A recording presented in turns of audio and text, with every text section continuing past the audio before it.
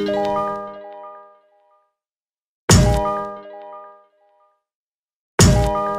trop on croit.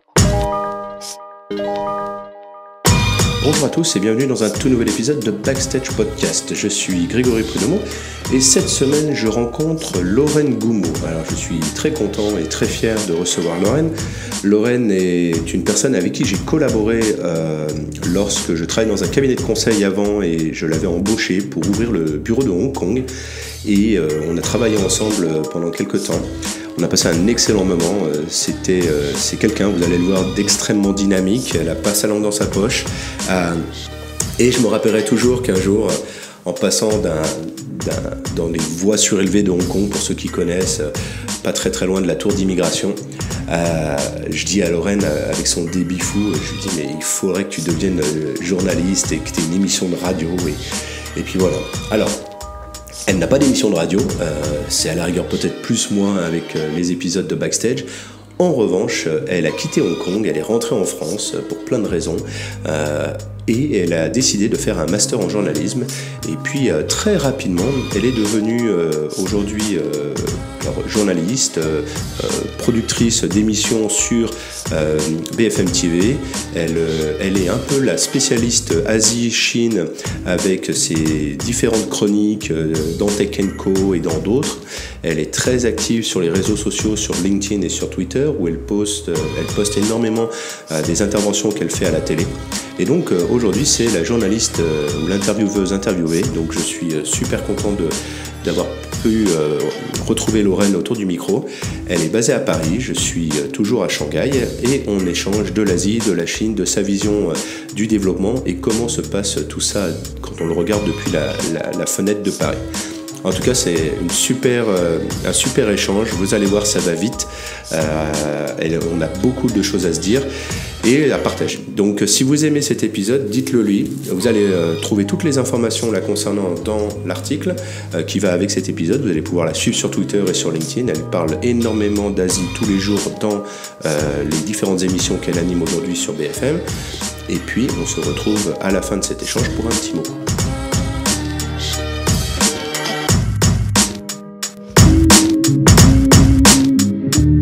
Bonjour Lorraine. Salut Grégory. Bienvenue sur un tout nouvel épisode de Backstage Podcast. Du coup, alors toi, tu es basé en ce moment à Paris et moi, je suis dans mon petit bureau à Shanghai. Comment ça se fait qu'on se parle comme ça? Qu'est-ce que tu fais à Paris? Ça fait combien de temps que tu es rentré en France d'ailleurs? Alors moi, ça va bientôt faire 3 ans que je suis rentrée en France. Okay. Et moi, je me situe dans un endroit beaucoup moins sexy que toi parce que je suis sur le périphérique, pas loin du périph' de Paris. D'accord. Alors, la raison pour laquelle j'ai souhaité t'avoir sur le podcast, c'est parce que, bien sûr, tu as un gros parcours en Asie. C'est là où on s'est rencontrés. On a travaillé ensemble. On a fait pas mal de choses. On pourra en reparler un petit peu. L'idée, tu as passé combien de temps en Asie au total? Parce que finalement, tu l'as ramené avec toi à Paris et on verra que tu travailles encore beaucoup sur les problématiques asiatiques, surtout autour de la technologie. Mais finalement, en Asie, tu as passé combien de temps en tout? Bah, écoute, moi, je suis arrivée en 2009-2010 en Asie, à Pékin, et je suis rentrée à courant 2016. Donc, j'ai fait 6-7 ans. D'accord. 6-7 ans d'un coup, et puis après, ouais. Pourquoi tu étais venu en Asie à la base? Tu as démarré par quoi? Tu as démarré par la Chine, toi, hein, c'est ça? Alors moi, j'ai atterri en Asie, à Pékin, parce que je suis partie pour faire mon master. Donc, je me suis retrouvée à l'université de Tsinghua en master. Donc, j'ai fait ma première année comme ça. J'ai découvert l'Asie et la Chine en particulier par la capitale.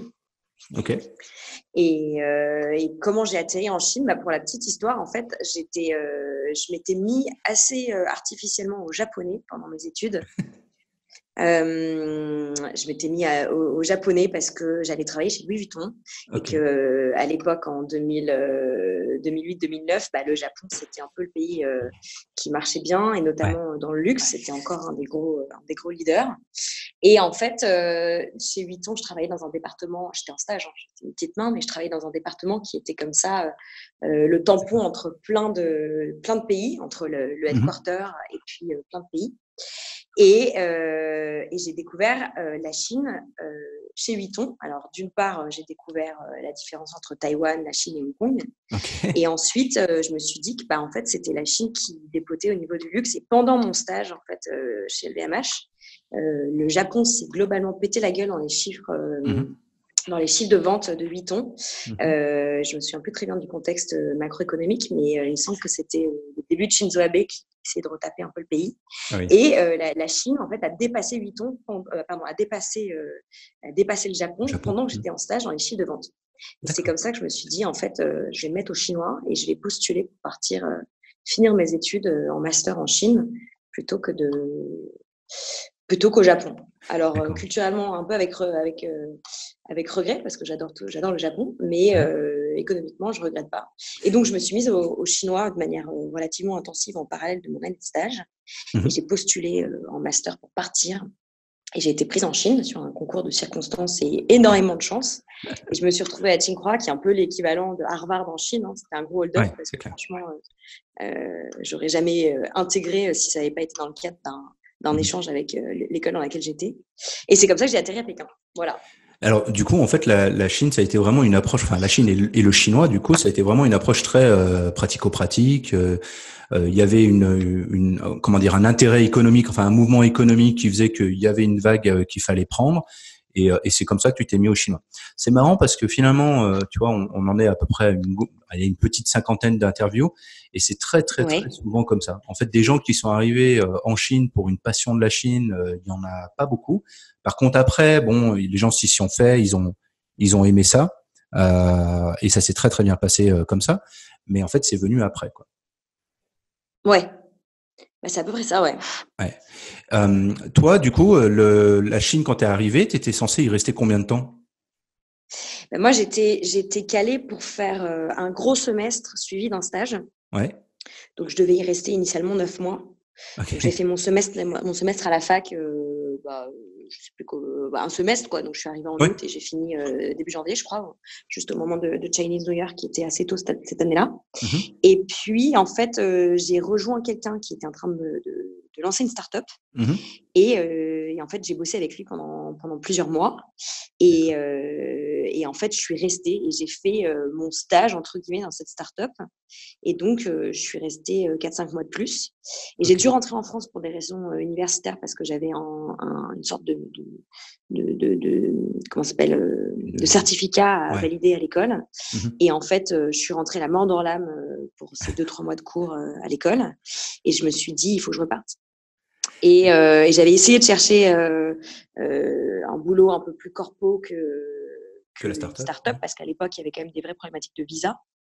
Et évidemment, moi, mon visa étudiant s'était terminé. Je ne pouvais pas rester indéfiniment en Chine sans papier, quoi. Enfin, je ne pouvais pas rester sans papier tout court, mais voilà.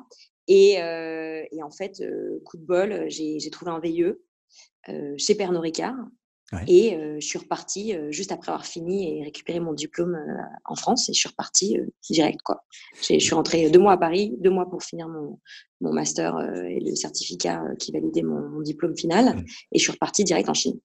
Et pour toi, clairement, tu vois, il y a des gens qui ont testé un peu la Chine, ils ont vu qu'il y avait des opportunités. En plus, tu as eu l'occasion de faire un stage dans une petite start-up. Tu vois, tu as déjà touché à pas mal de choses. Tu aurais pu complètement te dire, bon, bah voilà, la Chine, on a fait un bout. Maintenant, soit on bouge au Japon puisque c'était quelque chose qui t'intéressait, soit même partir aux États-Unis, tu vois. Non, toi, tu voulais, t'avais pas assez creusé encore le marché chinois, tu voulais faire d'autres choses, quoi. Et Pernod Ricard. Je pense que j'ai eu la réflexion que beaucoup de gens que tu connais et qui sont encore en Chine ont eu. C'est que la Chine, et notamment quand tu es étudiant et que tu pars y faire un échange universitaire, c'est soit effectivement, tu y vas 6 mois, tu kiffes, tu remplis ton CV et puis tu prends l'air parce que c'est surtout ça en fait, tu changes quand même d'environnement culturel, économique et géographique et tu rentres, soit un peu comme un Erasmus quoi en fait, c'est-à-dire que tu as fait 6 mois à l'étranger et bon, tu as appris ce que tu avais à apprendre, soit tu te dis en fait j'ai juste croqué un petit bout de pomme et puis il me reste toute la pomme à finir donc tu restes et moi j'avais ce sentiment de notamment motivée par le fait que le chinois, ça ne s'apprend pas en 6 mois, qu'il fallait que je reste et qu'il fallait continuer, et qu'il fallait creuser et qu'il fallait rester quelques années en Chine pour pouvoir dire, bah oui, j'ai été en Chine et je connais. parce que personne connaît la Chine au bout de 6 mois. Alors, je dis pas que quand tu pars étudier ou en stage 6 mois en Espagne ou en Italie, tu reviens fin connaisseur Non, c'est clair. de ces 2 pays, mais tu as la barrière de la langue qui fait que en Chine, tu Ouais. parles pas chinois au bout de 6 mois, alors que je pense que quand tu es francophone, tu pars 6 mois dans un pays latin, C'est plus facile, on va dire. et ben tu peux quand même te dire tu reviens avec une vraie compétence linguistique qui, moi en tout cas pour la Chine, était pas du tout le cas, quoi. Alors même si à l'époque, en 2009-2010 à Beijing, tu faisais rien si tu parlais pas un minimum chinois. Moi, je me souviens qu'il m'a fallu globalement 4 jours pour apprendre à dire mon adresse au taxi et à globalement commander au resto, parce qu'à l'époque, c'était bah voilà, c'est tout, tu parlais pas, tu faisais rien, quoi. Ouais. Je pense que ça a un peu changé maintenant. Mais voilà, donc je suis d'abord repartie en me disant, bah, je veux pouvoir, au-delà de cocher une case sur un CV, je veux faire une tranche de vie là-bas, parce que je pense que ça va m'apporter. Et je suis partie vraiment je suis repartie avec une motivation strictement j'allais dire économique, quoi, en me disant je vais faire mon début de carrière là-bas. Et j'étais pas ouf de Chine, hein. C'est quand même moi j'avais fait mon semestre à Beijing, que j'adore, qui est la ville de Chine que je préfère, mais qui est quand même pas une ville hyper facile d'accès, et qui est une ville assez rude quand même. Je suis vraiment partie en me disant je vais bouffer mon pain noir et puis un jour ça va payer. C'était un peu ça. Et le VIE, du coup, chez Pernod, donc là, à Shanghai, hein, cette fois-ci, c'est ça? Ouais, alors je me suis retrouvée à Shanghai. Alors, Donc ville là, que ça je change connaissais tout. pas du tout. Non, mais en Ouais, plus, parce que les gens qui ont démarré par Pékin, généralement, ils détestent Shanghai. Après, c'est fini. Ah ben, je suis une bonne incarnation. Alors, j'ai détesté vivre à Shanghai. J'ai détesté arriver à Shanghai. C'est une ville à la fois géniale et horrible, hein. Déjà, il y a beaucoup plus d'étrangers, donc c'était pas du tout la même expérience quand tu arrives avec tes jeunes expats. Mais bon, commençons par les choses positives. Bah, d'abord, le VIE, c'est quand même un truc super, parce que ça te permet quand même d'arriver dans un cadre professionnel hyper confortable. On parlait des visas tout à l'heure. Bah, c'est sûr qu'avoir un visa, ça t'enlève quand même un gros souci. Pernod, c'est une boîte ultra inclusive qui a l'habitude, évidemment, d'accueillir des étrangers à tous les niveaux hiérarchiques de la boîte, hein, que ce soit VIE jusqu'à top management. Donc, arrivé hyper confort. J'ai eu la chance de bosser avec quelqu'un qui m'a recruté quasiment à l'aveugle, qui a été un vrai mentor pour moi, et qui m'a vraiment éclairé sur la Chine, et qui m'a mis direct dans le bain. Et puis après, bon, bah voilà, tu arrives dans un grand groupe français et tu es jeune français en Chine, c'est plutôt confort. Après, Shanghai, rien à voir avec Pékin. D'abord, c'est une ville où il fait moins bon vivre, dans le sens où je trouve qu'il fait un climat atroce. Les Shanghaïens sont vachement moins sympas que les Pékinois. Et puis, bah, c'est pas pareil d'être étudiant, même, ou de travailler dans une start-up, et de commencer sa carrière dans un grand groupe avec aussi un CDD sur la tête, parce qu'un VIE, ça n'est qu'en fait qu'un CDD, hein. Tu sais que dans 2 ans, tu es de nouveau dans une démarche de recherche de boulot, même si généralement les VIE débouchent sur des perspectives professionnelles plutôt positives. Et voilà. Et moi, mon boulot à Shanghai consistait quand même à pas beaucoup être à Shanghai, puisque je faisais en gros du lobbying pour Pernod Ricard. Je travaillais principalement sur des sujets de lutte contre la contrefaçon. Donc, une partie de mon job, c'était d'être dans l'avion et parfois dans le train pour aller représenter à une petite échelle, hein, Pernod Ricard dans les villes tier 2, tier 3, dans des sujets de lutte contre la contrefaçon, ou divers sujets gouvernementaux, type les normes, les introductions de nouveaux types d'alcool. Et toi, tu avais voilà. signé Donc, j'étais pas beaucoup à Shanghai. 2 ans pour ton VIE? Ouais, j'ai fait ça. J'ai fait ça, en fait, une grosse année et demie à Shanghai. Et en fait, après, j'ai été mutée à Hong Kong parce que mon boss a été promu. Il m'a emmenée avec lui. Génial. Et donc, je me suis retrouvée à Hong Kong, où j'avais pas du tout prévu d'atterrir, où j'étais d'ailleurs jamais allée. Et j'ai atterri à Hong Kong comme ça. C'était quelque chose que tu voulais? Beaucoup de chance. Quelque chose que tu avais anticipé ou pas vraiment finalement? Tu voulais aller à Hong Kong? C'était une suite logique ou finalement parce que toi qui étais passionné de langue et passionné de culture, enfin disons qu'à un moment tu t'es dit bon, c'est la Chine mainland. Hong Kong, il y a un très gros problème pour les gens qui nous écoutent à la rigueur, c'est que la langue est quand même très différente. On parle de cantonais. L'écriture, c'est plus du chinois simplifié, c'est du chinois traditionnel. Donc tout ce que tu as appris finalement, il faut rebattre les cartes, quoi. Oui, et surtout que moi, Pernod, j'avais la chance d'avoir un boss qui était bilingue en chinois et qui avait beaucoup insisté pour que je fasse beaucoup de chinois. Donc, j'avais la chance D'accord. d'avoir quasiment 1 heure de cours de chinois par jour avec Pernod. Ah Donc, oui. moi, j'avais mon niveau de mandarin qui était bien monté en flèche. Uh-huh. Et bon, bah, il a été muté à Hong Kong et il m'a dit, bah voilà, j'aimerais que tu viennes avec moi. Et donc, j'ai débarqué à Hong Kong en n'ayant aucun a priori sur Hong Kong parce que je ne connaissais pas. Je me disais juste que Hong Kong, c'était un peu Disneyland comparé à la Chine. Et ça, c'était complètement un a priori. Et en fait, j'ai atterri à Hong Kong en revenant d'un business trip au Vietnam. Ok. Et là, ça a été le coup de cœur ultime. Dès que j'ai mis le pied à l'aéroport, je me suis dit que c'était génial.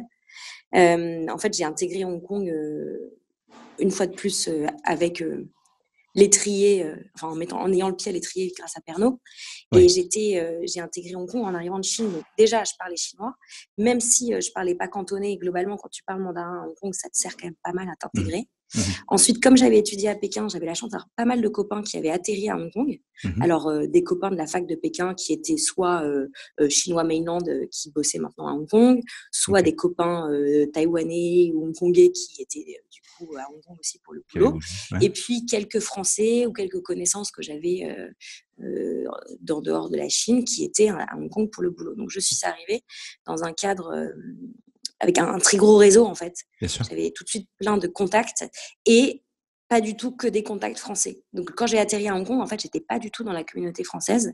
Je l'étais un peu par Pernod, mais Pernod, ça restait une boîte où, moi, par exemple, j'étais la seule française dans mon équipe à Hong Kong, D'accord. à part mon boss qui était français. D'accord. J'avais une collègue thaï, j'avais 2 collègues hongkongais, j'avais un collègue mainland et un collègue anglais et une collègue américaine. Tu vois, donc j'étais pas du tout dans une équipe 100% asiatique, mais quand même 50% asiatique. Et surtout, bah, j'étais pas du tout au milieu d'un groupe de Français, quoi. Ouais. Ça, c'est Donc très ça m'a vrai à permis de Hong tout de Kong. suite vivre, Hong Kong de manière C'est très hyper. multipote tout de suite. Oui, oui, mais tout le monde avait comme épine dorsale commune le fait que tout le monde parlait chinois. Et Et oui. tout le monde était en Chine depuis longtemps. Donc, c'était des gens qui étaient, si tu veux, c'était pas des expats, quoi. Enfin, c'était de facto, d'un point de vue administratif, des expatriés pour ceux qui n'étaient pas hongkongais. Mais c'était quand même des gens qui s'y connaissaient en Chine et en grande Chine. D'accord. Donc, ça D'accord. fait que j'étais dans un bain culturel hyper chinoisisant, si je puis dire. Ouais. Enrichissant Et et très chinois, c'est clair. voilà. Qu'est-ce qui a été le plus dur pour toi t'es arrivé à Pékin, tu t'es installé à Pékin, t'es arrivé à Shanghai, t'es installé à Shanghai, et pareil à Hong Kong. Finalement, c'est laquelle des villes qui a été le plus difficile pour toi pour t'installer, comme ça, te refaire un petit day-to-day, tu vois, une petite habitude journalière? Shanghai. Ouais, Shanghai, c'était Shanghai, dur. définitivement, ouais. D'abord parce que, en fait, moi, j'ai débarqué à Shanghai avec, tu sais, cette arrogance de la personne qui connaît la Chine alors qu'elle ne la connaît pas du tout. Donc déjà, je me souviens de sortir de l'aéroport de Pudong et de dire à mon taxi où je vais.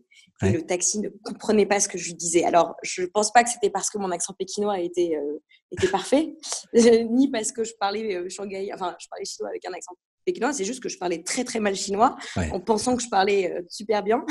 Mmh. Et donc, du coup, tout a été une galère les premiers jours parce que déjà, Shanghai, c'est immense. Tu sais pas où il faut vivre. Moi, j'avais zéro contact à part le boulot, à part Pernod Ricard qui m'a Ouais. beaucoup aidé en arrivant, mais j'avais pas de potes. Et puis, c'était une année où, en fait, en France, on avait cette espèce de loi qui était passée. Je crois que c'était la circulaire Guéant qui fait que on a tous eu des problèmes de visa. Tous les Français ont eu des problèmes de visa pour partir. En revanche, de la France qui avait limité les visas et les cartes de séjour pour les étudiants étrangers. Ouais, tout Et à moi, fait. je me souviens, dans mon école de commerce, j'avais plusieurs co-étudiants qui étaient des étrangers et qui s'étaient fait peu ou prou virer de France parce que leur carte de séjour étudiant n'avait pas été convertie en carte D'accord. de séjour pour travailler. Et donc, l'année où j'étais à Shanghai, en fait, l'année où j'ai atterri à Shanghai, tous les gens que je connaissais de près ou de loin qui étaient soit en VIE, soit en stage, soit en études, étaient Ils ont eu le quasiment même tous problème. rentrés en Europe. Ouais. Et ou avaient basculé à Hong Kong, peut-être pour certains, parce que justement, ils n'avaient pas eu de visa. Donc moi, Bien je suis sûr. vraiment arrivée dans une solitude relationnelle notoire à Shanghai. Social, Et t'as vu c'est... personne. Ouais. ouais. Et en fait, j'ai fait que bosser, quoi. Donc, via Pernod, j'avais un bon réseau de collègues. Mais bon, quand tu passes ta semaine dans un avion et que tu rentres le vendredi soir et que tu as vécu dans une valise et tout, tu n'as pas forcément envie d'aller faire la chouille ou d'aller voir 1000 personnes le week-end, tu as aussi envie de te Bien sûr. reposer, d'appeler ta famille, tu vois.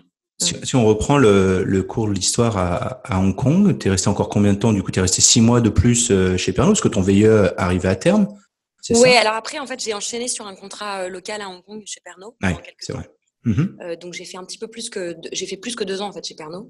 Ouais. Mais les premiers mois, en fait, je vivais déjà à Hong Kong, mais je travaillais la semaine à Shanghai parce que je continuais à m'occuper un peu de quelques dossiers chinois. Et du T'as dû coup, adorer l'avion dans j'étais à ces Hong Kong le week-end et je vivais à Shanghai la semaine. Ouais. Ah, t'as dû adorer les aéroports, les avions, t'as dû faire que Côté ça. Hong Kong, c'était cool. Côté Pudong, c'était moins cool. Moins cool. Toi, alors l'histoire quand même, c'est que on se connaît d'avant. On a fait quand même On est copains quelques d'avant. aventures professionnelles ensemble. Moi, quand j'ai travaillé dans un cabinet de conseil, en fait, il a fallu ouvrir un bureau à Hong Kong. Et il s'est avéré que j'ai cette jeune jeune femme à Hong Kong qui est là, qui a une pêche incroyable, qui connaît bien la Chine, qui connaît bien Hong Kong et qui est hyper motivée par le projet. Mais à cette époque-là, toi, tu as fait des petits projets entrepreneuriaux, tu t'es donné un peu de temps, tu as essayé différentes choses. Et à ce moment-là, tu étais prête pour faire une autre aventure. Oui, c'est exactement dans ce cadre-là qu'on s'est rencontrés.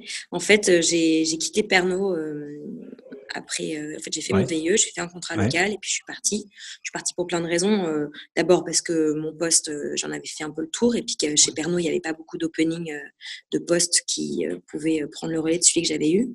Et puis effectivement, j'avais envie de prendre l'air. J'avais un peu cette intuition qu'il fallait être entrepreneur ou qu'il fallait être à son compte, que les grands groupes, c'était bien 2 minutes, etc. Ouais, tu voulais un peu checker cette case-là, quoi. C'est ça. J'avais un peu ma crise d'adolescence professionnelle. Et j'ai pris 6 mois pour moi. Alors, j'ai eu plein d'idées de boîtes qui étaient toutes très mauvaises. Donc, je me suis donné 6 mois. Et pendant 6 mois, je me suis mis à fond dans tout ce qui était, à l'époque, très naissant, mais tout ce qui était communauté start-up, communauté fintech. J'ai pris vraiment 6 mois pour faire du réseau, du réseautage. J'avais écrit un ou deux business plans de boîtes que j'avais en tête. Et j'ai cramé beaucoup de cash perso à chercher où je voulais aller. J'ai appris à faire un peu du code. Je me suis inscrite à des bootcamps de code à Hong Kong pour me structurer un peu ma vie. Et effectivement, j'ai mis un pied dans tout ce qui était communauté entrepreneuriale française d'abord, et puis locale au niveau du coup d'Hong Kong. Et c'est comme ça qu'on s'est rencontrés. Et voilà. Justement, en fait, quand j'écoute ton histoire, maintenant je la connais bien, et puis on parlera du chapitre suivant aujourd'hui avec ce que tu fais entre autres à la télé en France. Ton parcours, en fait, t'as touché à tellement de choses très différentes les unes des autres. Tout à l'heure, on parlait Pernod, t'étais plus du côté un peu légal, on va dire, lobbying, etc. T'as travaillé un peu dans une start-up à Pékin, j'allais dire à Paris, à Pékin. Ensuite, toi, tu t'es lancé dans d'autres projets.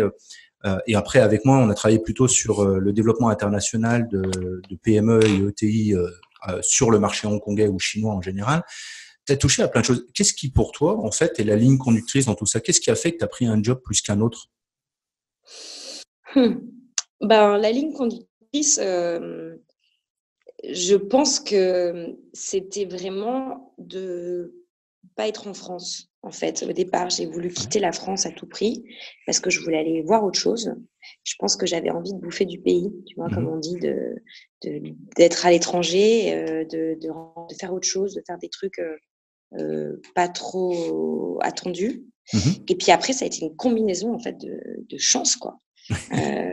Non, mais il faut le dire, hein, franchement, j'ai eu beaucoup de bol. J'ai rencontré les bonnes personnes. Je pense que j'ai fait beaucoup de choses, mais avec une épine dorsale, une ligne conductrice qui est effectivement, une fois que j'ai mis le pied en Chine, c'était de développer une expertise sur la Chine, alors à chaque fois dans des domaines un peu niches, mais de creuser pour pouvoir dire ça c'est un sujet que je connais, next, ça c'est un sujet que je connais, next, tu vois, c'était un peu ça, c'était devenir un peu une bonne tautologue, comme on dit, quoi, de construire une bonne culture G en travaillant toujours avec des gens intéressants et avec comme terreau commun effectivement la Chine et puis la grande Chine. Et puis après Je pense que il y a même si c'est des grandes distances géographiques dont on parle, il y a une unité entre Pékin, Shanghai et Hong Kong quand tu es un Spoutnik français là-bas, quoi. C'est-à-dire que tu as des filets de sécurité qui font que tu retrouves toujours ton équilibre, ou tu retrouves toujours ton chemin. Je sais pas, je peux pas dire. Moi, j'étais hyper heureuse d'être en Chine, et puis j'ai toujours eu des boulots intéressants, et puis surtout, j'ai toujours, je pense, beaucoup bossé. Donc, quelles que soient les choses que j'ai faites, j'ai toujours. T'étais à fond dans ce que tu faisais, quoi, globalement. Ouais. Et j'ai pas eu trop d'état d'âme en me disant est-ce que c'est vraiment ce que je veux faire, où vais-je. Et c'est ça que finalement, avec le recul, c'est un peu ça que je me dis, c'est que, bon, il y a une chose qui est claire, tu es à 200% dans ce que tu fais rarement les choses à moitié, ou alors tu les fais pas, je te connais assez. Comme toi d'ailleurs. Mais oui, tout à fait. Et c'est vrai que de la même manière que tu as été complètement, t'es tombée amoureuse de la Chine, comme tu le dis, de Pékin en tout cas, au début, et t'as vécu exactement la même chose à Hong Kong. Enfin, Hong Kong, t'étais passionné de la ville, t'adorais Hong Kong, et pourtant, à un moment, l'aventure professionnelle évolue. Toi, t'as décidé de quitter Hong Kong pour repartir en France. À ce moment-là, c'était un projet perso, globalement. On est d'accord. Et là, tu t'es relancé dans des études. Et pourquoi tu t'es mis dans le journalisme alors? En fait, ça répond à la question que tu me posais tout à l'heure, c'est quelle a été toujours ta ligne directrice. Je pense que c'est peut-être ça, en fait, toujours voulu devenir journaliste. Ouais. Et tout ce que je faisais, en fait, c'était tout ce que j'ai fait, notamment apprendre le chinois, être sûr que je parlais bien anglais. Je pense que c'était avec comme étoile polaire d'un jour de devenir journaliste pour être une bonne journaliste. C'est-à-dire qu'aujourd'hui, je suis devenue journaliste économique, et je pense que j'ai le bon bagage pour être journaliste économique parce que j'ai travaillé, j'ai gagné de l'argent comme salarié, j'ai gagné de l'argent comme entrepreneur, j'ai gagné de l'argent comme freelance. J'ai un bon entendement de l'économie au sens macro, d'avoir vécu dans un autre écosystème que la France. Et je parle pas trop mal anglais, je parle beaucoup moins bien chinois, mais voilà, au moins j'ai un polylinguisme qui fait que quand tu parles plusieurs langues, tu comprends aussi plusieurs univers. Et je pense que tout ce que je faisais, c'était avec cette volonté d'être journaliste. Et quand on a bossé ensemble, d'ailleurs, on faisait globalement du conseil, je pense qu'on peut appeler ça comme ça. Et c'est ce que j'aimais, en fait, c'est qu'il y avait un côté un peu, tu débroussailles des sujets, tu prépares le terrain pour des gens, tu parles avec des gens pour comprendre ce qu'ils veulent faire, ce dont ils ont besoin. Pas très éloigné, en fait, ce que je faisisais avec toi, c'est pas très éloigné, de ce que je fais aujourd'hui. Et c'est ça que tu disais tout à l'heure, vulgariser des sujets pour des gens qui comprennent pas ou qui connaissent pas forcément d'autres sujets, sans être pour autant d'ailleurs des experts parfaits. Mais c'est assez proche. Tu es dans une démarche d'apprentissage permanent. En fait, quand tu es journaliste, c'est un peu comme quand tu es consultant. Tu vends un peu de l'espace de cerveau disponible pour des gens qui en ont besoin. Et ton boulot, c'est de déchiffrer des industries, des milieux, des problèmes de boîte. Et puis, à chaque mission, un peu comme à chaque émission ou à chaque reportage, tu deviens un peu plus connaisseur, quoi. Un peu plus expert. Même si j'aime pas ce mot, parce que je suis pas du tout prof ou universitaire, donc je suis expert de rien du tout, mais au moins tu développes des portefeuilles de connaissances qui font que ça grossit ta connaissance globale, quoi. En plus, tu as réussi tant bien que mal, et puis peut-être tu nous raconteras un peu, mais tu as réussi aussi à réimposer le fait que ton expertise, on va dire que le côté journalisme, le côté professionnel, le métier que tu as appris et que tu as développé, ça c'est la base, mais ton expertise, ça reste quand même l'Asie. C'est le marché chinois, c'est en plus tout ce qui est les nouvelles tendances, les nouvelles technologies, parce que ça c'est le côté un peu curieux. Tu as toujours été très curieuse de tous ces sujets un peu start-up, et tu as réussi à le remettre au menu en fait pour tout le monde, quoi, puisque tu as réussi à imposer des chroniques justement qui parlent d'Asie, des nouvelles tendances.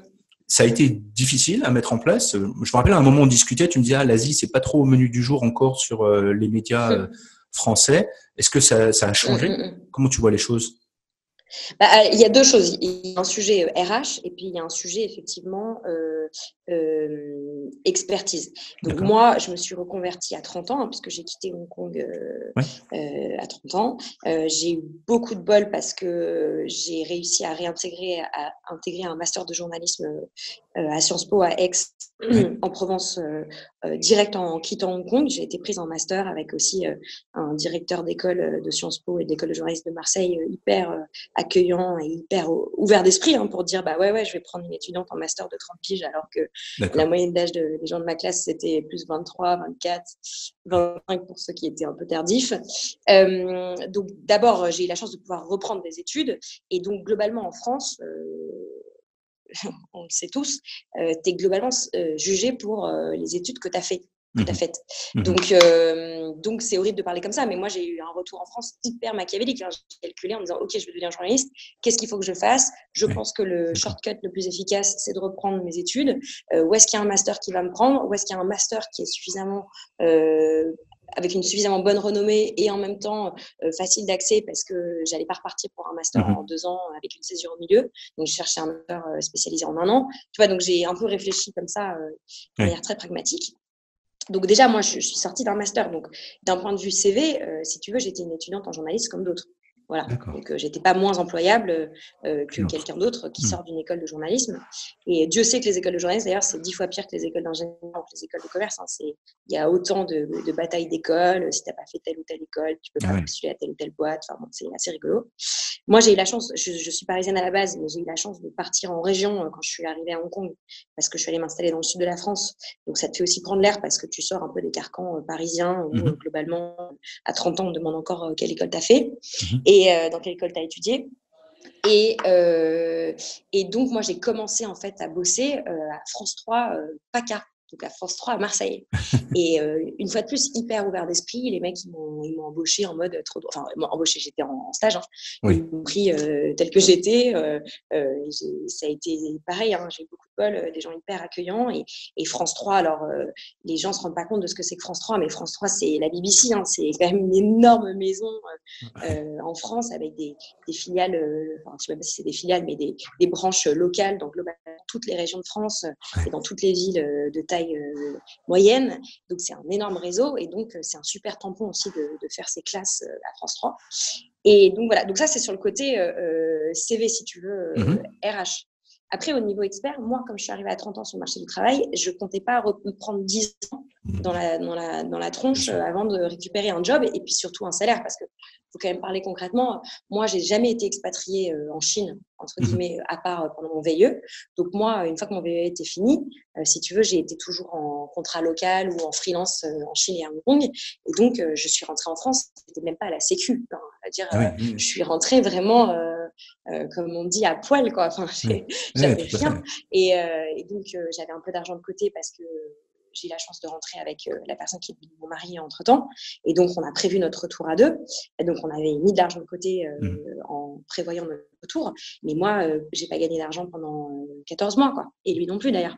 Donc, fallait quand même avoir un peu de quoi voir venir. Et puis les études, même si la France te permet de reprendre des études pour une somme très modique, et ça, je dirai jamais assez merci à notre pays, mais moi, j'ai repris mes études à Sciences Po et à la fac en double diplôme. Ça m'a coûté, je pense... Alors, hors frais de bouche et frais de vie à côté, scolairement, ça a dû me coûter 2 000 € en incluant ma licence Microsoft, les quelques livres que j'ai achetés sur Amazon. Enfin, voilà, c'est quand même le dire. J'en ai eu pour 500 € de frais d'université. C'est quand même fou. C'est fou. Et voilà, donc moi, quand j'ai recommencé à chercher du boulot, et pas des stages, à chercher du boulot. Donc, quand tu démarres en journaliste, tu démarres ce qu'on appelle à la pige, qui est à peu près l'équivalent d'un statut de freelance. Oui. Eh bien, j'avais les dents, quoi. Enfin, donc, moi, j'ai tout de suite été hyper pragmatique en disant, qu'est-ce que j'ai comme plus par rapport aux autres? Déjà, je parle couramment anglais, ce qui est globalement pas trop le cas dans le milieu journalistique. Évidemment, des journalistes basés en France. 2, je bidouille le chinois. Et puis 3, j'ai surtout bossé dans une entreprise. Donc, peut-être que je vais plutôt aller faire du journalisme économique. Et ensuite, dernier point, je pense que j'ai une vraie expertise sur les sujets internationaux et en particulier la Chine et la grande Chine. Et puis après, tout ce qui est APAC, quoi, région spécifique, parce qu'avec Pernod, j'ai eu la chance de bosser un peu au Vietnam, en Thaïlande et puis en Malaisie.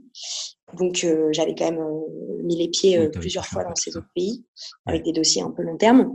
Donc, j'ai tout de suite vendu mon CV en disant, bah voilà, je suis bilingue, j'adore l'Asie et je connais bien l'Asie. Je suis pas trop une quille Ouais. en économie. Et puis ensuite, j'ai bossé dans des startups et mon mari est aussi il est rentré en France aussi, monter sa boîte. Donc, dès qu'on est rentré en France, on a tout de suite été plongé dans cet écosystème startup. Ouais.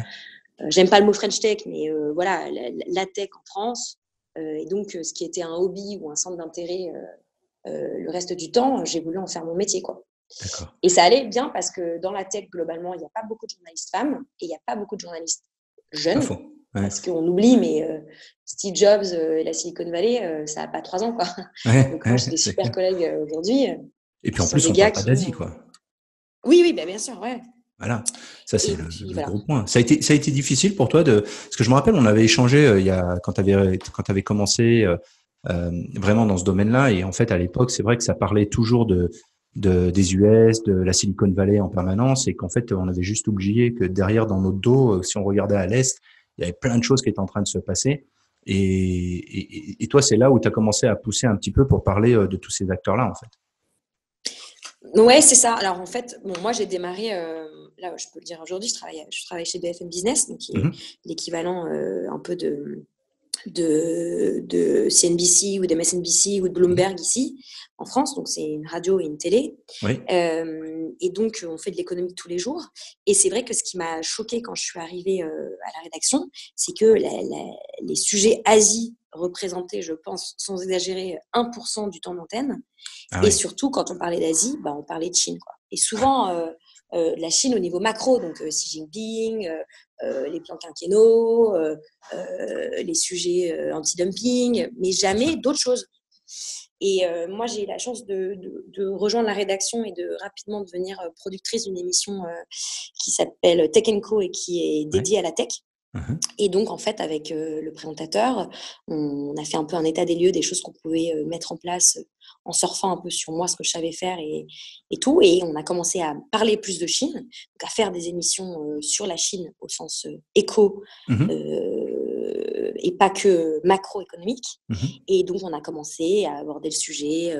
Je crois qu'on a commencé beaucoup avec tout ce qui était reconnaissance faciale. Bien Après, sûr. on a commencé à parler beaucoup de WeChat. On a fait un peu des émissions thématiques. Puis, au fil des semaines, on s'est dit, tiens, est-ce que ça serait pas le moment de mettre en place une chronique? Donc, moi, j'ai commencé à faire une petite chronique avec un peu un mini-journal Asie, quoi, où Ouais. par jour, je fais les 3 points de la tech asiatique, hein, avec un grand A, même si Ok. souvent on parle quand même de la Chine. Et puis, c'est comme ça qu'on a commencé à infuser peu à peu un peu de Chine.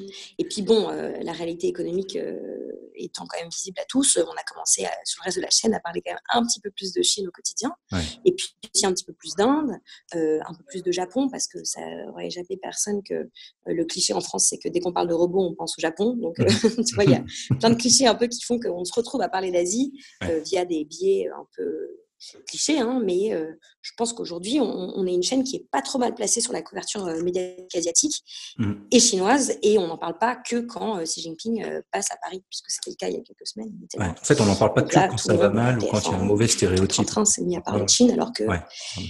souvent on parle de Chine pour, en fait, Quand ça en va France, mal. on parle beaucoup de Chine pour dénoncer des abus, quoi. Donc il y a beaucoup Ouais. de reportages sur l'industrie agroalimentaire ou l'habillement, le textile ou Tout à fait. les conditions de travail horribles en Chine. Mais on ne parle pas souvent de la Chine sous un angle strictement factuel, hein, qui peut d'ailleurs dénoncer des choses ou saluer d'autres choses. Mhm. Mais c'est une vraie logique. La couverture de l'actualité internationale en France est quand même Ouais. beaucoup phagocytée par les US. Et la Chine et d'ailleurs le reste du monde, c'est souvent un peu folklorique, quoi. Tout à fait. Mais Et ce que je reproche à la couverture médiatique de la Chine dans les médias en France, on peut faire exactement le même reproche sur, par exemple, la couverture du continent africain. Enfin, je veux dire, déjà ouais, en c'est France, on pareil. parle toujours de l'Afrique comme si c'était un pays. Ouais. Mais en fait, c'est quand même un continent divisé en on ne sait pas combien de pays. L'Afrique du Nord, ça n'a rien à voir avec l'Afrique du Sud, qui n'a rien à voir avec l'Afrique de l'Est. Enfin, tu vois. Ouais.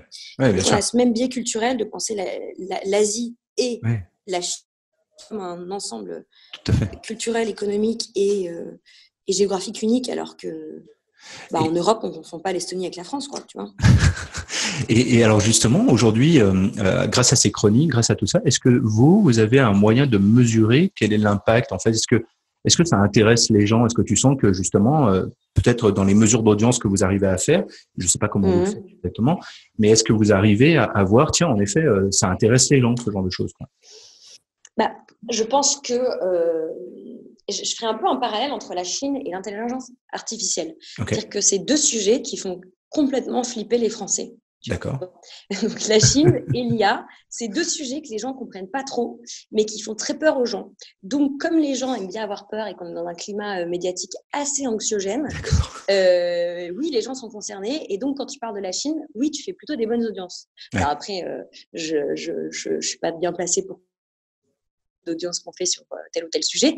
Mais moi, la chose que j'ai pour prendre le pouls de tout ça, c'est ce qu'on reposte sur les réseaux sociaux, sur Twitter ou sur LinkedIn. Dès que tu fais un sujet sur la Chine, les gens regardent. Mm-hmm. C'est une curiosité qui est c'est une curiosité qui amène les gens à se dire je vais regarder.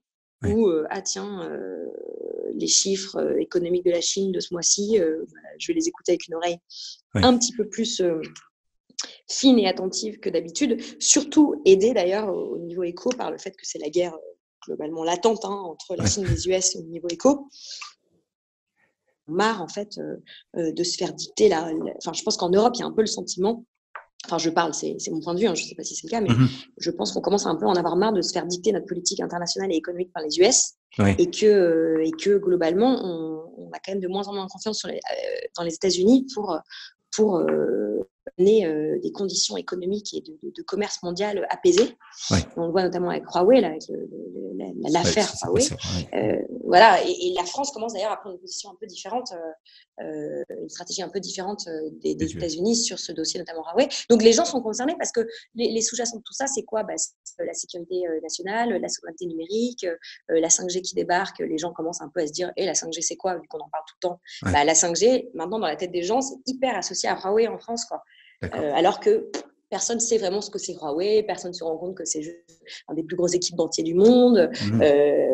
Certains Français utilisent un Huawei, mais tu vois, maintenant, Huawei, c'est associé au gouvernement chinois. Les gens se disent, c'est un peu le Orange / Nokia chinois. Alors, c'est pas vraiment Orange, mais je veux dire... voilà, et donc, oui, les gens sont plus concernés. Et donc, oui, pour répondre longuement à ta question, ça nous permet de faire des bonnes audiences. Mais attends, après, on ne traite pas les sujets avec une logique d'audience. Moi, je ne bosse pas à BFM TV ou dans une chaîne d'information continue qui est vraiment économiquement drivée par ses audiences. Moi, je suis sur une chaîne niche. Donc, fais d'abord du fond. Enfin, après...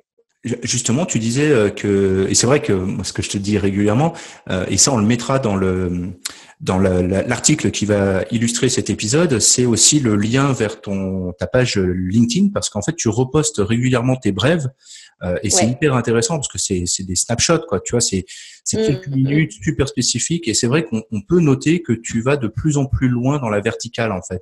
C'est qu'avant, forcément, je pense que tu touchais pas trop, tu rentrais pas trop dans le détail, et on restait en donnant un petit peu une sorte en disant, tenez, voilà l'information, mais je trouve que maintenant, en fait, tes sujets, ils vont de plus en plus loin. On a l'impression que les gens qui t'écoutent, mais toi aussi, là, c'est un parti pris, tu as décidé de pas rester dans le côté très superficiel de ce qu'on va voir dans les journaux, mais on va essayer de rentrer un peu plus dans le détail du c'est quoi dont on parle vraiment, tu vois. Je pense que c'est un vrai gros changement, quoi. Et c'est d'ailleurs là où, clairement, je pense que les réseaux sociaux, l'audience que tu vas avoir sur les réseaux sociaux sont des gens qui sont aussi beaucoup plus intéressés quand ça va un peu dans le dur, quoi, en fait, je pense.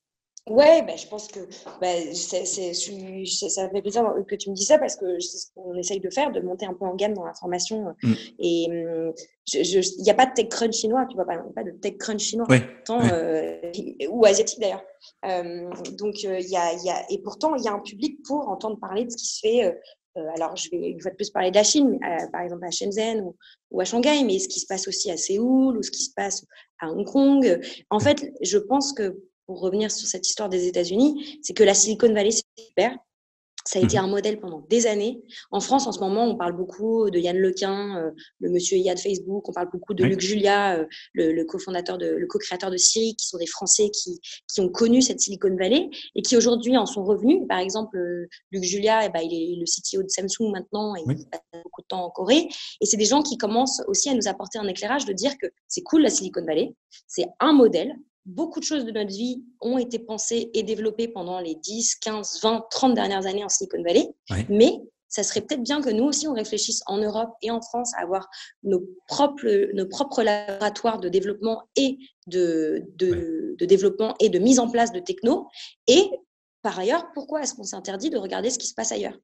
Donc, je pense que les gens, ils ont envie d'aller… Avec la mondialisation, on n'a plus envie d'être dans un câblage direct avec les US et de se dire, parce que c'est cool à San Francisco, ça doit être cool à Paris. Il se passe certainement plein de trucs d'ailleurs à Berlin ou peut-être à Milan ou à Rome ou à Stockholm ou en Russie, qui pourraient d'ailleurs aussi être source d'inspiration. Mais en l'occurrence, aujourd'hui, l'alternative Silicon Valléenne aux US, c'est quand même plutôt le delta des perles, quoi. C'est quand même plutôt Shenzhen, Hong Kong, et puis Pékin avec et puis Pékin tout autour d'ailleurs de Tsinghua et du district du nord de Pékin, là où il y a toutes les facs qui aujourd'hui sont des labos de développement. Tu vois, par exemple, l'application qui fait tous les stats en France depuis, je pense, une grosse année, c'est TikTok. Bien sûr. Moi, je vois les stagiaires à la rédac et tous les gens qui ont en dessous de 23 ans, on va dire, tout le monde est sur TikTok. Plus personne n'utilise WhatsApp, tu vois. Alors ça, c'est marrant parce qu'en fait, on le voit, là, il y a eu pas mal d'articles qui sont sortis ces derniers temps. C'est en gros, du côté Chine, en fait, chez nous, on se rend compte que WeChat a tellement de sens dans la vie au jour le jour. Les gens qui ont utilisé WeChat pendant quelques années, ils sortent de l'écosystème WeChat et ils se disent mais comment on peut faire sans et comment les autres ne sont pas encore mis dessus, parce que WhatsApp c'est juste une toute petite copie minuscule qui remplit un tout petit boulot que WeChat peut faire en fait, comparé au potentiel. Mais WeChat n'a jamais vraiment réussi à percer à l'étranger. En fait, ils ont beaucoup de mal à percer. Alors que TikTok, c'est aussi une app beaucoup plus légère. Je pense qu'il y a moins d'engagement, il y a moins d'enjeux clairement stratégiques sur les problématiques de paiement, toute la réglementation qu'il pourrait avoir aussi au niveau des informations, etc. Et TikTok, Douyin ici, en fait, a vraiment réussi à se propager partout dans le monde. Et là, il y a pas mal d'articles qui sortent en disant, mais en gros, quelle est la recette en fait ? Comment TikTok a réussi à sortir de Chine en fait. Et ça, c'est vrai, c'est une grosse surprise. Je pense qu'il y a même plein de gens qui n'ont pas encore conscience que cette application-là, elle vient pas de la Silicon Valley. C'est pas des voisins de chez Snapchat ou Instagram, mais c'est vraiment de l'autre côté du monde. Je pense que tu apportes la réponse à ta question, c'est-à-dire que en fait, simplement, les gens savent pas que TikTok c'est chinois. D'accord. Donc, quand ils téléchargent, ça aussi. Mais oui, mais d'abord, parce qu'il y a la question de l'usage et puis de l'adoption. C'est-à-dire que je pense que quand tu as 16 ans ou tu as 13 ans et que tu télécharges TikTok, globalement, tu t'en tamponnes de savoir si ton application elle est développée à Shenzhen, tout à fait. à Sophia Antipolis ou à San José, quoi. Donc déjà, première chose, donc les gens l'ont adopté et s'en servent sans se poser la question de l'origine. Et ensuite, effectivement, WeChat, c'est un peu comme Huawei. C'est des noms qui sont ultra associés à Chine. Et alors, je parle pour ce que je constate, de ce que je vois. C'est que Chine égale gouvernement chinois, égale parti communiste, égale surveillance, égale dystopie, égale crédit social, quoi. Enfin, à peu près, je résume et je fais un peu des raccourcis. Mais alors que TikTok, et même ByteDance, qui est la société, alors je ne sais pas comment ça s'appelle ByteDance en chinois, mais ByteDance, tu vois, les gens, c'est une start-up où les gens savent que, les gens dans la tech en France savent que ByteDance, c'est une société pékinoise. Il n'y a pas de sous-jacent de se dire, c'est une boîte chinoise. Et puis surtout, je pense que la techno est bonne. Et puis que quand ton petit frère ou ton cousin ou ta cousine de 16 ans utilise quelque chose, tes parents, tes cousins, tes oncles, tes tantes, tu te dis, c'est cool. Et puis tu télécharges et puis a posteriori, Aujourd'hui, voilà. Aujourd'hui, tu me disais, tu vois, on parlait tout à l'heure du modèle de la Silicon Valley. On se disait, tiens, il y a un modèle asiatique qui est en train de se mettre en place, tu vois, avec des startups un peu changeantes, on va dire. On voit que TikTok est en train de sortir du lot. Toi, côté France, avec l'écosystème que tu maîtrises, que tu côtoies, on va dire, en tout cas, tu les vois passer dans tes émissions. Je pense que tu as vu un petit peu passé toutes les rockstars des startups françaises du moment. Elles sont toutes passées à un moment ou à un autre sur ce plateau, j'imagine. Est-ce que tu vois qu'il y a quelque chose de très français qui est en train de se mettre en place ou ils essayent tous encore de copier ce qui se fait d'un côté ou de l'autre du monde? Alors, je pense que franchement, on a dépassé le stade du copycat depuis longtemps. Ok. Parce que d'abord, enfin, je veux dire, il y a plein de boîtes qui ressemblent à. Ouais, bien sûr. Il y a une boîte en ce moment en France qui s'appelle Alan, qui est en train de complètement disrupter Oui. le marché de l'assurance. Bon, factuellement, c'est un copycat de Oscar aux US, Ouais. mais c'est un beau copycat. Est-ce que c'est encore un copycat? Je pense pas. C'est les mecs qui se sont dit, tiens, il y a une industrie qui est complètement sclérosée, on va la péter et on va exécuter une super techno, on va mettre une super UX sur notre techno et puis bah voilà, ça décolle. Il y a un pool de licornes, de potentielles licornes en France qui ne sont plus des petites startups qui allaient au CES pour vendre le slip à panneaux solaires rechargeable sur clé USB, tu vois. Enfin, là, franchement, on a un niveau de startup. Alors, je peux t'en citer quelques-unes. Doctolib, c'est une plateforme qui permet de prendre des rendez-vous chez le médecin, mais pas que maintenant, qui explose. Ils viennent encore de lever des fonds. C'est plus une startup.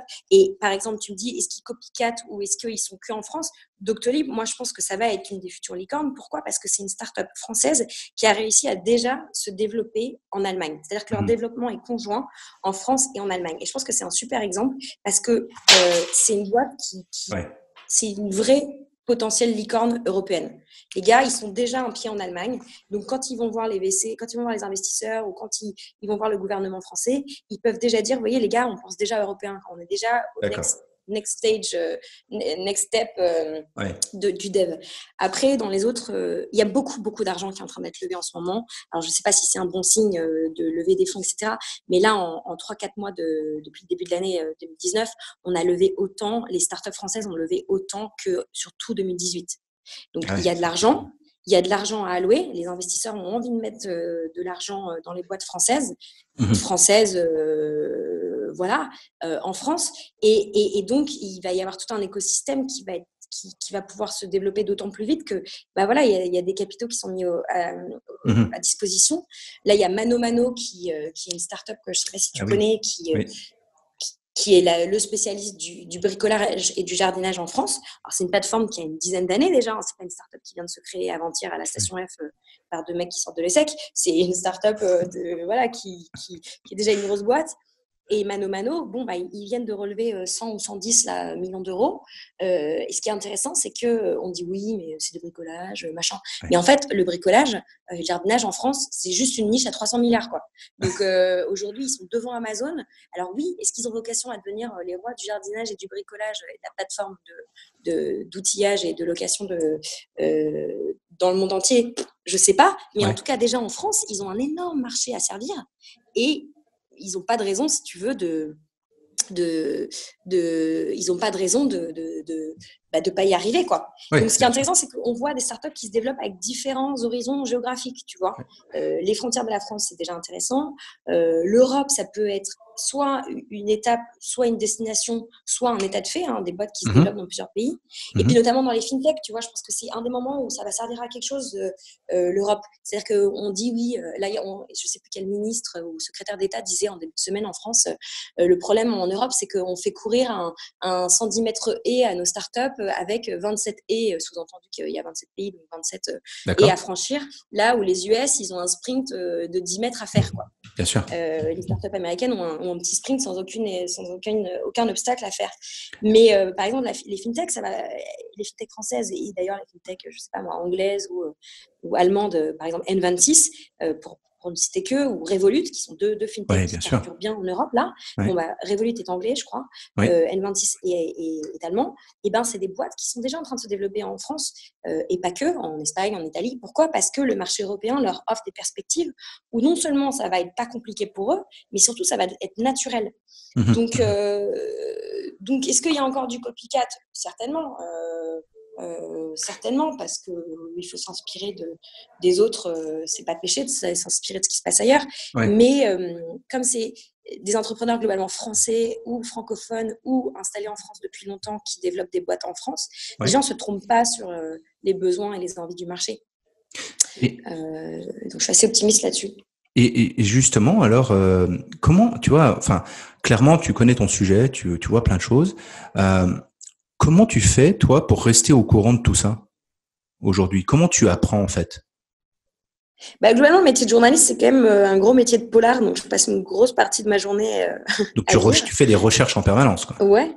Ouais. À parler avec des gens comme toi, puisque tu m'accordes quand même de temps en temps du temps pour me mettre à jour sur des choses que je vois pas forcément. Là, j'essaye de rencontrer beaucoup de gens. On a la chance, quand on est journaliste, d'être aiguillé et d'être alimenté avec beaucoup d'informations, hein, que ce soit des outils comme Reuters, Bloomberg ou l'AFP, hein, qui sont en gros des bases de données dans lesquelles nous, on va cruncher de la data, si je puis dire.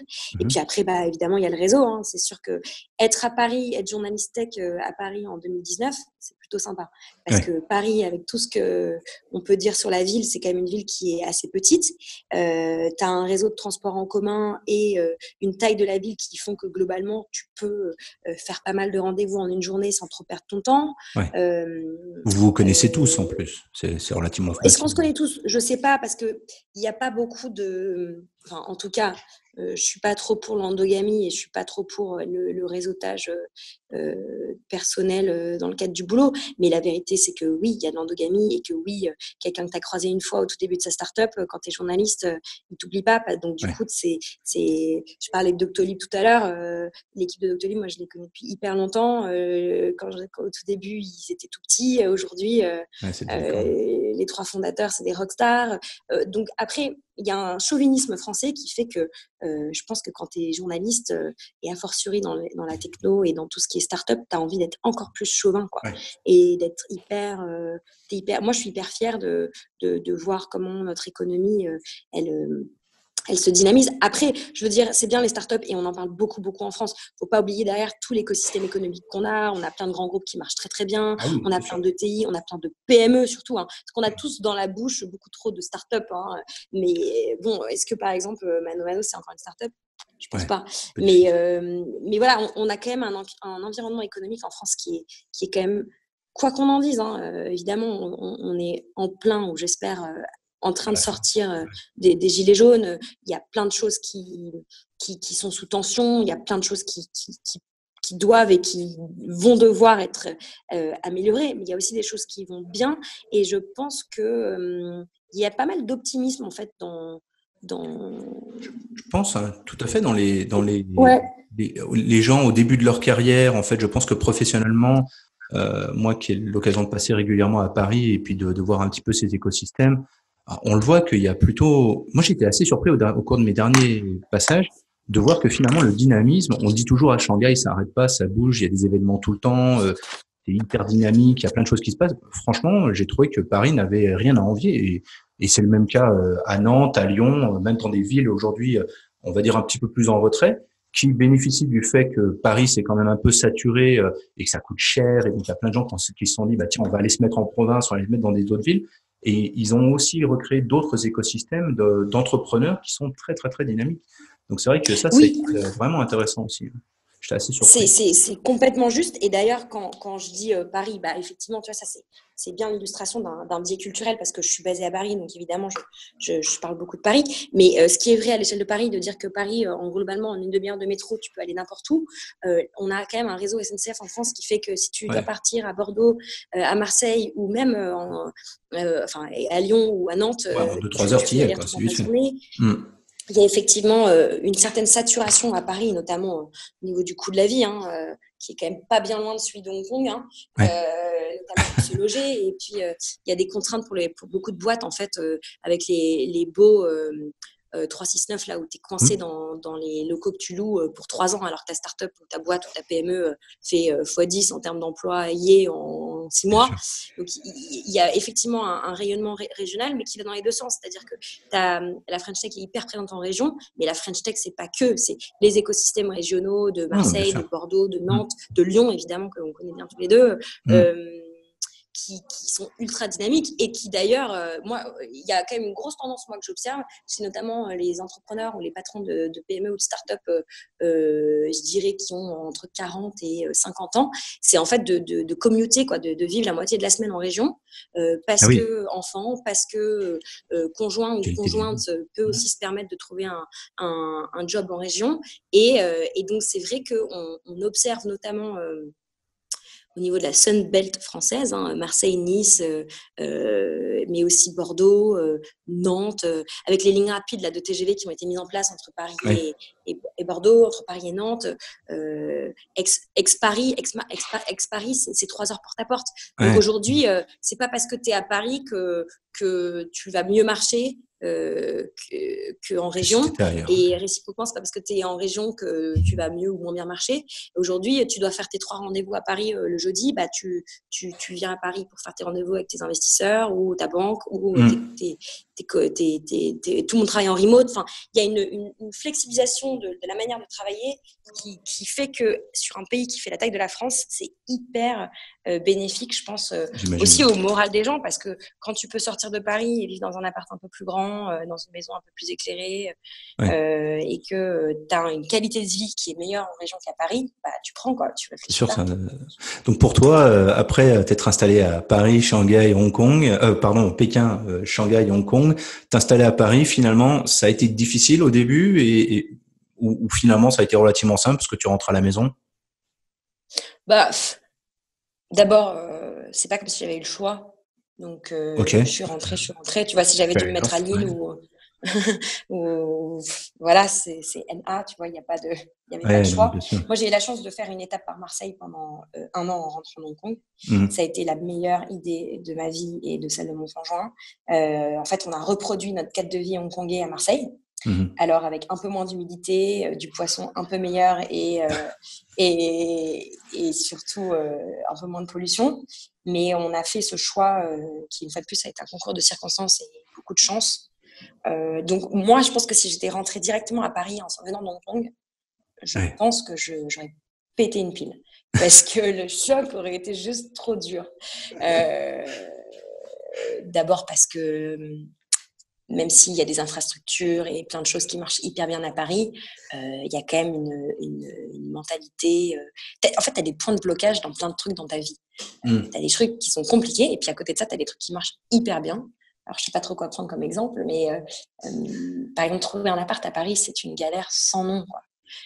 Arriver en France sans fiche de paie, sans preuve que tu as payé tes impôts en France, parce que moi, je n'avais jamais payé d'impôts en France avant de rentrer, puisque je n'avais jamais bossé en France. C'est compliqué de rentrer dans le système. Ce n'est pas du tout impossible, mais je veux dire, il faut être conscient quand même de comment c'est compliqué. Et la vie n'est pas une question d'argent, en fait. C'est-à-dire que ce n'est pas parce que tu as bien gagné ta vie avant que ça va être plus facile. Non, au contraire. Et puis, en plus, être pauvre, ça aide vraiment pas, quoi. Donc c'est un peu la double peine, quoi. Et puis après, moi, j'ai redémarré comme freelance. Donc, franchement, je m'en suis très bien sortie et je vais pas faire pleurer dans les chaumières, mais ça a été, moi, on est arrivé à Paris, ça a été quand même des mois un peu spéciaux, quoi. Où tu n'arrives pas à te loger. Et moi, comme tu le dis, j'ai beaucoup de chance parce que ma famille est de Paris. Donc, je suis arrivée. En plus, j'avais la chance d'avoir mes parents, moi, qui étaient à Paris. Et malgré ça, ça a été compliqué. Donc, j'imagine même pas pour les gens qui ont leur famille en province. Voilà. Après, c'est comme dans tout, si tu veux, quand tu as un projet professionnel, ton projet professionnel ou ton projet perso prend le pas sur le reste, donc toute ta vie s'aligne. Donc oui, ça a été galère, et oui, honnêtement, j'aurais préféré 1000 fois rester à Hong Kong et tout, mais je pense pas que j'aurais pu faire ce que j'ai fait en restant à Hong Kong. Non, ça c'est évident. Voilà. Du coup, voilà. Du coup, quand on y réfléchit, moi j'ai un peu cette question que j'aime bien poser aux invités, c'est est-ce que quand toi tu étais en Asie, tu vois, t'as décidé de rester, etc., tes parents étaient à Paris, t'es assez proche de ta famille, ça fait partie aussi des raisons où aujourd'hui t'es contente d'être de retour à Paris, parce que tu peux être proche. Oui, complètement. C'est clairement une des motivations importantes. Ils ont compris pourquoi t'es resté, ils ont compris pourquoi cet intérêt pour la Chine, où à l'époque ça sortait un peu du lot, comme tu disais, ça faisait peut-être un peu peur depuis Paris. Ils ont compris que toi tu décides de rester, que tu passes justement t'avances dans ta carrière en Asie, que tu y accordes autant d'intérêt et que tu rentres pas. Ils ont compris ce que tu faisais. Compris, je sais pas, mais accepté, oui, ça a été un non-sujet. Moi, je viens d'une famille hyper entrepreneuriale. Ouais. Donc, mes parents, enfin, voilà, ma mère, quand je lui ai annoncé que je partais en Chine, elle a pleuré en me disant « Mais pourquoi tu veux aller là-bas? C'est horrible. » Et puis après, des parents, c'est toujours les gens que tu appelles quand ça va pas. Donc moi, je me souviens d'appeler mes parents en leur décrivant mais des choses toujours atroces, alors qu'en fait, ma vie allait très bien, mais en fait, je leur racontais les pires trucs de mon quotidien. Ouais. Mais il n'y avait pas de sujet. Je pense que je faisais mon bonhomme de chemin. Et puis après, ça dépend des parents. Et puis de toute façon, enfin, je veux dire, j'étais majeure et vaccinée. Donc si j'avais voulu partir au Soudan ou bien sûr. ou en Iran ou en Chine, de toute façon, c'était ma décision et c'était mon parcours.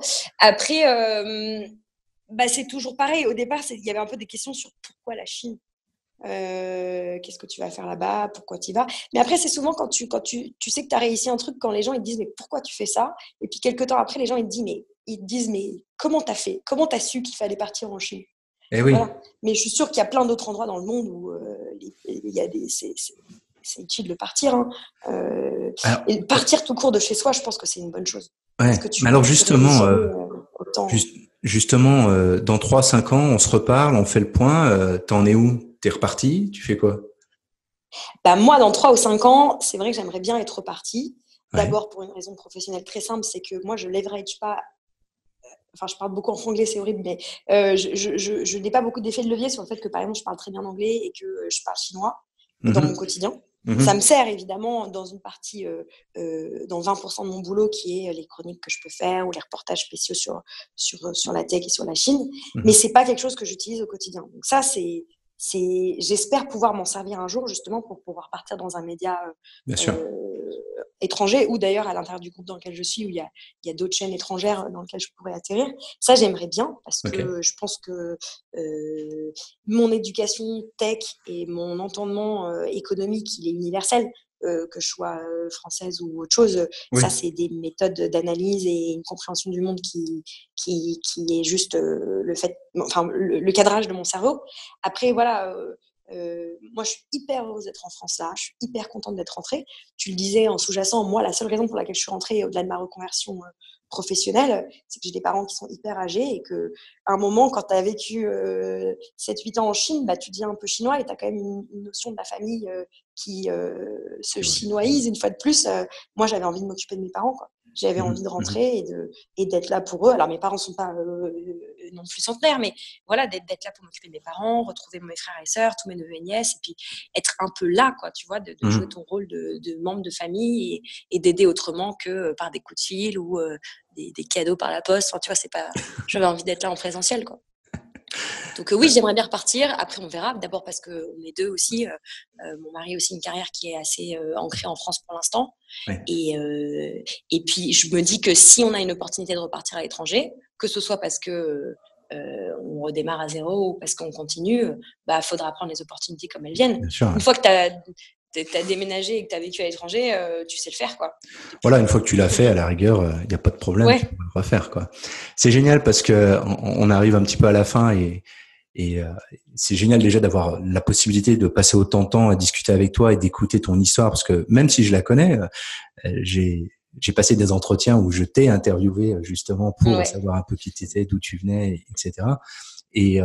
Et franchement, j'en apprends toujours, tu vois, même pourtant on a passé du temps ensemble et c'est génial en fait d'avoir cette possibilité où pendant 1 heure, c'est toi qui parles et qui me raconte ton histoire et forcément j'apprends des nouvelles choses et on comprend mieux un peu ta psychologie aussi et la manière dont tu travailles. Et on voit la passion que tu as, enfin ça se sent, je pense que n'importe qui passe 1 heure avec toi va savoir à quel point tu es dédié à 200% dans ce que tu fais et tu as envie d'aller encore plus loin et c'est clair que c'est poussez-vous de devant, je sens bien que tu as envie d'aller encore plus loin. Moi, j'ai passé un excellent moment. C'était génial. Je suis sûr qu'on aurait en plus pu parler de plein de choses. Je me rappellerai toujours de ce petit moment entre 2 rendez-vous à Hong Kong où toi, tu me racontais des histoires, etc. Et je t'avais dit, tu devrais être journaliste et jamais, vraiment jamais, j'aurais pensé que déjà d'une, c'était une envie que tu avais et de 2, que tu le ferais et qu'aujourd'hui oui, je me souviens, tu m'avais même dit je suis sûre que tu devrais trop être journaliste à radio, tu m'avais dit. Ah oui, à la radio, ça c'est clair. Puis maintenant c'est moi qui ai le micro et c'est toi qui as la télé. C'est ça. En tout cas, non, Dis-moi. Pour conclure, moi, je veux dire que je te dois aussi quand même une partie de mon inspiration et surtout de mon expertise chinoise parce que tu as été aussi un de mes mentors. C'est gentil. Et puis c'est aussi grâce à toi parce que tu m'as embauché à Hong Kong que j'ai pu aussi évoluer dans cet univers du conseil, de la French Tech. Et puis simplement aussi développer mon expertise chinoise. Et je te dois aussi d'être au quotidien d'une de mes sources, un peu une de mes taupes. J'envoie des petites vidéos via WhatsApp. Des supermarchés Alibaba. C'est ça, tu te rends compte, il faut sortir les vidéos qui circulent sur les groupes WeChat pour que je te les réenvoie dans WhatsApp. C'est clair. Tu vois, c'est le truc. En tout cas, si aujourd'hui des gens veulent en savoir plus justement sur ce que tu fais, tes chroniques, aujourd'hui on te retrouve où à la télé? On peut te voir quand? C'est les émissions, Alors, du travail, c'est à quelle heure? Moi, je travaille à BFM Business, donc il y a une radio et une télé. Moi, je fais une chronique tous les jours sur la tech à 19h15, heure de France. Et je fais un mini-journal Asie tous les jours vers 20h55. Okay. Donc ça, c'est plutôt les horaires du soir. On a un super système de replay qui marche très très bien sur le site BFM Business. Voilà, je poste beaucoup de choses sur LinkedIn et on a un super Twitter BFM Business qui reprend des éléments assez intéressants de notre chaîne. Donc, si vous voulez avoir un peu d'infos économiques françaises et parfois chinoises, c'est une bonne source d'infos. Et puis voilà. Eh ben, je donnerai toutes ces informations-là sur l'article qui vont aller avec cet épisode. Je te remercie beaucoup d'avoir joué le jeu. Bon courage. Merci pour les émissions qui t'attendent sur les jours et les semaines à venir. Il y a encore plein de choses que tu nous prépares, c'est sûr. On va pouvoir retrouver tout ça sur LinkedIn et sur le replay ou alors en live directement à la télé. Merci beaucoup, Lorraine. À bientôt. Merci à toi.